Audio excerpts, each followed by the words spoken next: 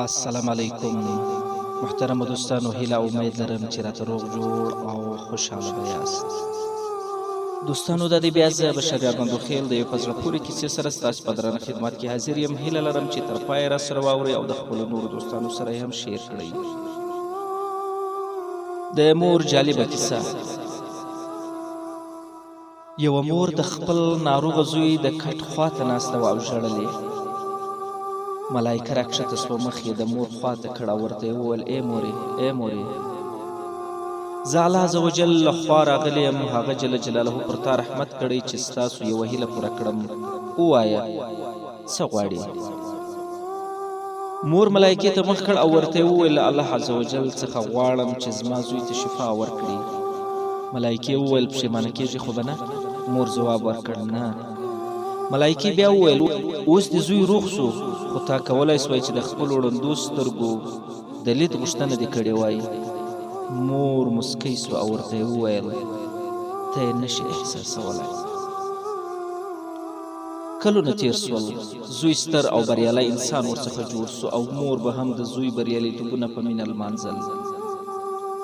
زوی یې واده وکړ، له خپلې مېرمنې سره یې ډېره مینه درلوده. یوه ورځ زوی مخ مور ته ورواړه او ورته یې وویل: مورې، نشم کولی چې څنګه یې درته ووایم، خو اصلي ستونزه دا ده چې زما مېرمن له تا سره یو ځای ژوند نشي تېرولی. غواړم تا ته یو ځان ته کور پیدا کړم تر څو ته هلته جلا ژوند وکړې. مور زوی ته مخ ورواړه او ورته یې وویل: نه زویه، زه د پخو عمر خلکو ځای ته ځمه او له هغو خپلو همزولو سره ژوند کوم او هوسا به یم. مور له خپل کور څخه بهر سوه، یوازې کښېنستله او په ژړا سر سوه. ملایکه بیا راکښته سوه او مور ته یې وویل: ودې لیدل چې ستا زوی له تا سره څه وکړل؟ اوس ورباندې پښیمانه سوې؟ غواړې ښېرا ورته وکړې؟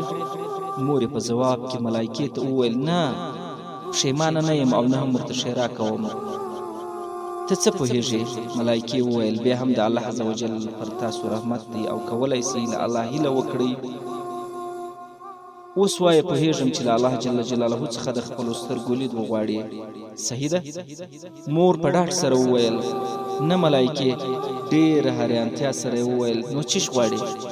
مور ځواب ورکړ: له الله عز وجل غواړم چې نژور مې ښه او زړه سوانده ښځه وي او وکولی سي چې زما زوی بختور کړي، ځکه زه نوره هلته نه یم چې له خپل زوی څخه څارنه وکړم. د ملایکې له سترګو څخه اوښکې روانې سوې او د اوښکو دوه څاڅکي د مور په سترګو کې ورتوی سول او سترګو یې دید پیدا کړ. کله چې مور د ملایکې اوښکې ولیدې، ورڅخه یې وپوښتل: ملایکې هم ژاړي؟ ملایکې وویل: هو، خو یوازې هغه وخت اوښکې تویوي او ژاړي چې کله الله عز وجل وژاړي. مور پوښتنه وکړه: آیا الله عز وجل هم ژاړي؟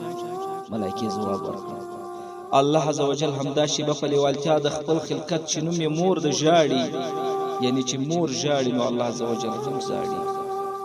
هیڅوک او هیڅ نشي کولای له مور سره یې پرتله کړي.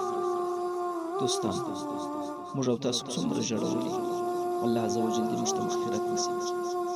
خدای دې وکړي چې دا کیسه مو خوښه سوې وي او تر نورو ملګرو یې د ثواب په نیت ورسره شیر کړئ.